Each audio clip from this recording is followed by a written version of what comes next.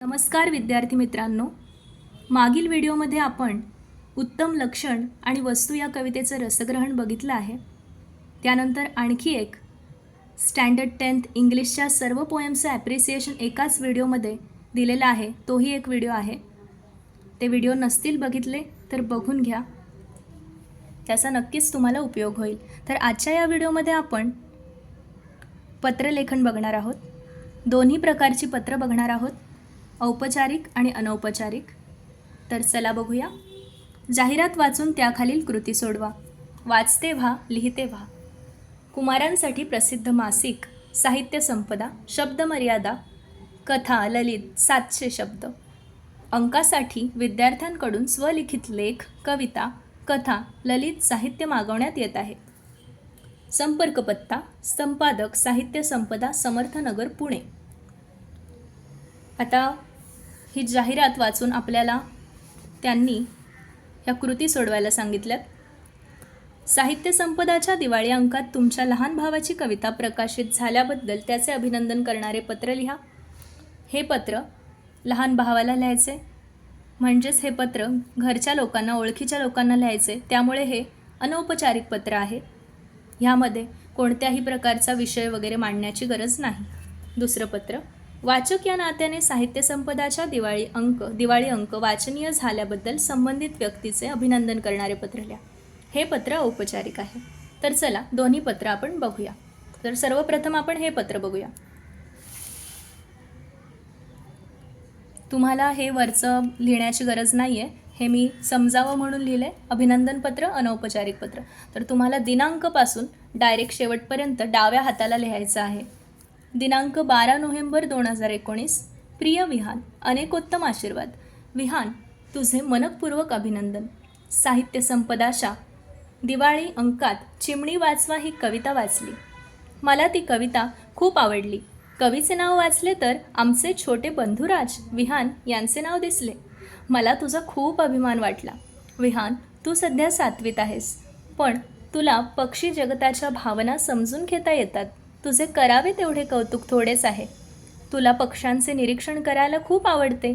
त्यांचे तू फोटो घेतोस, त्यांच्या सवयी, खाणेपिणे यांच्या नोंदी ठेवतोस. हे सगळे करताना तू त्यांच्या भावविश्वाजवळ जातोस. त्याचा चांगला परिणाम म्हणजे चिमणी वाचवा ही कविता. आईबाबांना तुझ्या काव्यनिर्मितीचा निश्चित अभिमान वाटला असेल. भविष्यात तू विविध विषयांवर साहित्य लेखन करावेस यासाठी शुभेच्छा. त्यासाठी भरपूर पुस्तके वाच, मनन कर, निरीक्षण कर. मोठी बहीण म्हणून हक्काने तुला हे सुचवते. हाच मेल मी नागपूर आणि कोल्हापूरच्या आपल्या भावंडांना पाठवत आहे. पुन्हा एकदा अभिनंदन. तुझी ताई यरल, सेवा सदन, वसतिगृह 14110 पटवर्धन बाग, एरंडवन, पुणे 411004 yrl@xxx.com. तर तुम्ही इथे तुझी ताई ह्याच्या खाली तुमचं नावसुद्धा लिहू शकता. पण जर नाव लिहिणार असाल तर खाली ईमेलमध्ये सुद्धा तुमचं नाव आलं पाहिजे. फॉर एक्झाम्पल जर तुम्ही अश्विनी मोरे, तर इथे सुद्धा तुम्हाला ashwinimore@xxx.com किंवा gmail.com असं लिहायचं. समजलं? आता दुसरं पत्र बघूया. हे वालं.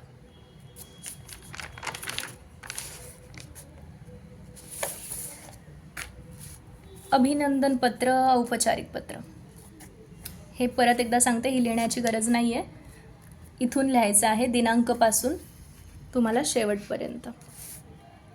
दिनांक 8 नोव्हेंबर 2019. प्रति माननीय संपादक, साहित्य संपदा, समर्थनगर, पुणे 411025. तुम्हाला हा पिनकोड माहीत नसेल तर लिहू नका. महोदय, आपल्या संपादक मंडळाचे मनपूर्वक अभिनंदन. तुमचा यावर्षीचा साहित्य संपदा हा दिवाळी अंक अत्यंत दर्जेदार आहे. मी या अंकाची नियमित वाचक आहे. या अंकात तुम्ही विद्यार्थ्यांनी लिहिलेले लेख, कविता, कथा, ललित साहित्य यांची निवड केलीत. अंकात ते साहित्य छापलेत. त्यामुळे खऱ्या अर्थाने कुमार मासिक तयार झाले. हे लेख वाचताना कुमार वयातील मुलांचे भावविश्व किती समृद्ध आहे याचा प्रत्यय आला.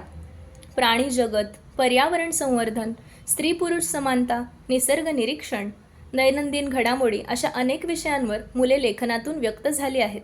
सर्व कुमार, कवी, लेखक, कुमार मंडळींचे खास अभिनंदन. या मासिकाचे मुखपृष्ठ, मलपृष्ठ, अंतरंग यांची मांडणी नेटकी व सौंदर्यपूर्ण आहे. त्यामुळे हे मासिक मी संग्रहित ठेवणार आहे. तसेच तुम्ही तुमची वेबसाईट अंकात दिली आहे हे बरे केलेत. त्यामुळे आमच्या परदेशातील नातेवाईकांना नेटच्या माध्यमातून अंक वाचनाचा आनंद घेता येईल. आपली कृपाभिलाषी यरल सेवा सदन वसतिगृह 1410 पटवर्धन बाग, एरंडवण, पुणे 411004 YRL@xxx.com. तर अशा पद्धतीने आपण दोन्ही पत्र पाहिलीत, औपचारिकसुद्धा आणि अनौपचारिकसुद्धा. जर तुम्हाला इथे ब क किंवा यरल नसेल लिहायचं, तुम्ही तुमचं नाव लिहू शकता. पण जर नाव लिहिणार असाल तर तुम्हाला ईमेलमध्ये सुद्धा ते मेन्शन करायचं आहे.